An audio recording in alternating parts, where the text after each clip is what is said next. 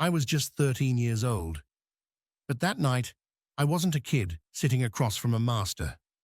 I was a mind, obsessed with moves, with beauty, with tactics. I saw things others didn't. It was 1956 in New York, the Rosenwald Memorial Tournament. My opponent? Donald Byrne, a respected American master. But I wasn't thinking about reputations. I was thinking about the board. Let's see what happened in the game of the century. Knight f3, knight f6, c4, g6. He's grabbing space on the queen side. I go for a King's Indian setup, dynamic, flexible. Knight c3, bishop g7, d4 castle, a hybrid Nimzo-English setup, solid. He develops smoothly. I respond classically, develop castle, stay flexible. No alarms yet. Bishop f4, aggressive. He wants to clamp down on the center early and discourage my c5 or a5. I let him, because I'm not playing his game. Queen b3.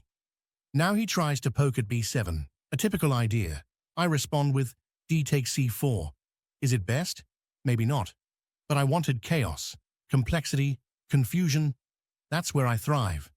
Queen takes c4, c6, e4. He claims the center. Looks clean, precise. But I'm watching, waiting. Knight bd7. Here's a moment I'd revisit. Queen a5 or rare, b5 were more direct. But I kept it quiet because I was setting a bigger trap. Rook d1, knight b6. I pressure his queen. I'm starting to feel the initiative shift. Queen c5. Now this was his first real mistake. The queen retreats, but now it's exposed. Vulnerable, and I don't let chances like that go. Bishop g4, pinning his knight. Subtle, but dangerous. I'm building tension. By move 10, I had what I wanted, a board full of potential energy. One misstep, and it all explodes. Bishop g5. He plays bishop g5, looks active, pinning my knight. But it's a superficial move. It does nothing to address the real threats. And now, I strike. Boom. Knight to a4, a quiet killer. I'm not just attacking b2, I'm threatening his entire queenside structure. Why can't he take the knight? Because if he takes the knight, I'll take the pawn with a tempo fork on his queen and bishop, and there's more than one path. First, if he recovers his pawn with the bishop by capturing a 7, I'll take his queen. He takes my queen, I give him check, he covers, and I recover my piece, threatening to take his bishop and capture b2. The other path is if he returns with his queen on c1, protecting the bishop, I'll take ef3. He takes f3, I give him check with the queen, demanding his bishop with 2 pieces. If he covers with his bishop, I'll take him with the knight, he takes my knight, and I recover my piece. Now look at my board. I'm winning with a pawn, and his king is not safe. I'm more active than him, and my superiority over him is clear. That's why he played the queen a3. Now it's unfolding. Knight takes c3, b takes c3, knight take e4. First, I pick up a pawn. Then, I eliminate his e4 central control, all while staying calm. It looks like a flurry of exchanges, but really, it's just surgical dissection. Bishop take e7, he grabs my rook, a moment of false confidence, but I'm already lining up my queen. He can't take the rook, because if he does, I'll take his bishop with tempo on his queen. He plays the queen on b3. The knight takes c3. He can't take the knight because the bishop is protected by the queen and will lose his queen and a pawn for 2 pieces. This will be a great advantage for me. Therefore, playing bishop c4 opens the way for securing the king and trying to spread. In any case, I will gain a pawn with this wonderful sacrifice in which I will regain my piece if the knight eats the rook a to e8, pinning his bishop.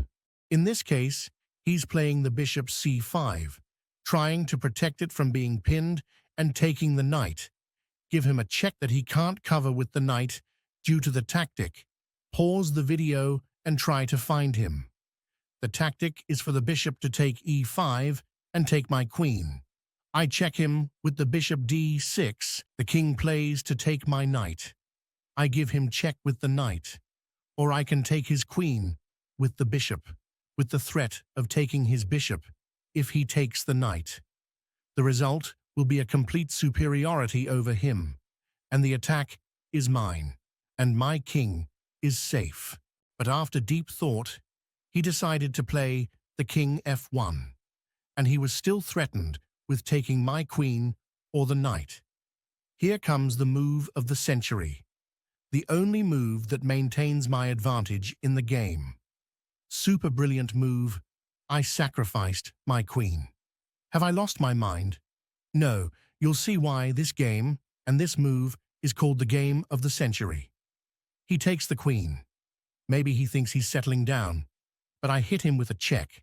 King g1, knight e2, check, king f1. Knight takes d4, and discover checks the king g1. He tries to escape, the king to f1, then to g1. But it's a dance doomed to failure, a whirl. I chase him in circles, not to repeat, but to throw every defender off his position. Every rhythm counts. I increase the pressure and prepare for the knockout blow. A take b6. I recapture quietly, but it's the calm before the storm. Now look at his position. His pieces are scattered, his king exposed, and my pieces, they're surrounding him like wolves. By move 23, I had everything where I wanted. My knight on c3, my rook ready, his king, exposed, naked, and now it was time to finish what I started. Queen b4. He's trying to lose the bet, but I won't accept. Instead, I'll double rook a4. A rook has landed deep behind enemy lines. Call his queen and protect my bishop. Queen, take b6. He takes on b6, but I don't care. I slash knight take d1. He's down material now, but worse, his position is falling apart. He plays h3, trying to make Luft, maybe stop back rank mates, but it's too late. I take on a 2, king run h2, then knight take f2. I'm feasting on pawns, but also on initiative. Rook e1. He scrambles, puts a rook on the open file, maybe hoping to create threats. But I trade. Queen d8. Then calmly block with bishop f8. Every defense is met with precision. He's playing chess. I'm composing art. He picks off my rook with knight take e1, but I don't even flinch. I push bishop d5, cutting the board in half. Now, my bishop controls the long diagonal, and my knights, they're ready to pounce. Knight f3, knight e4, queen b8.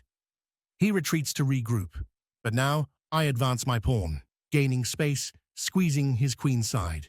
It's not about tactics anymore, it's domination. He plays h4, hoping to create lift or space. I respond with h5, a cold, clinical shutdown.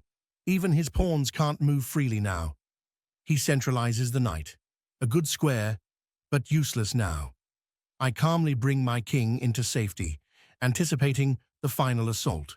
King g1. Now it's time to strike. Bishop c5. Check from a distance. His king runs, but there's nowhere to hide. King f1. Now there is a checkmate after 5 moves. Pause the video and try to think about it. I will consider you have paused the video and the rest. Knight g3 check, king e1, bishop b4, king d1, bishop b3, king c1, knight e2, king b1, knight c3, king c1, and then rook to c2. Checkmate, elegant, precise. I didn't even need my queen. They called it the game of the century. I just called it chess. At 13 years old, I didn't play for glory. I played to create something beautiful. Finally, don't forget to subscribe for more legendary games. created by legends. Next time, Tal, Kasparov, or Carlsen? Let's decide. Goodbye.